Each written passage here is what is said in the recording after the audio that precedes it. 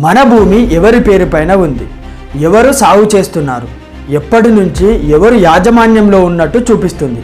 ఈ విషయాలన్నీ నిర్ధారించడానికి ఒక కీలకమైన విలువైన పత్రం ఉంది. అదే కాస్రా పహానీ పత్రం. కాస్రా పహానీ అంటే ఏమిటో ఇప్పుడు మనం చూద్దాం.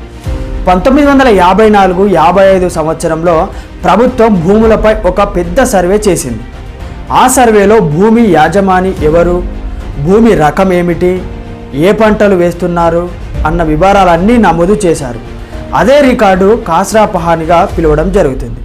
అయితే కాస్రా పహానీలో ఏమేమి ఉంటాయంటే భూమి యజమాని పేరు, భూ సర్వే నెంబరు, భూమి మొత్తం విస్తీర్ణం ఎంత, సాగు చేసే పంటల యొక్క వివరాలు, భూమి రకం డ్రైల్యాండ్, వెట్లాండ్ మొదలైనవి ఏవైతే అవి ఉంటాయి.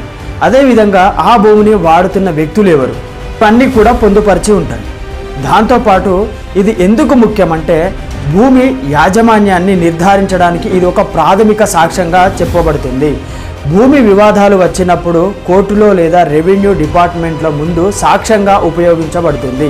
కాస్రా పహానీ తర్వాత ROR record of right pahani పత్రం ఇది ఆధారంగా ఉపయోగపడుతుంది. అయితే ఇందులో మనం చెప్పుకోవాల్సింది ఏంటంటే అందువల్ల కాస్రా పహానీ అనేది కేవలం ఒక పాత రికార్డు కాదు.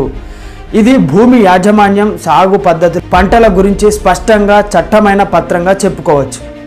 భూమిపై హక్కులను రుజువు చేసుకోవడానికి కాస్రా పహానీ చాలా విలువైన డాక్యుమెంట్గా పనిచేస్తుంది.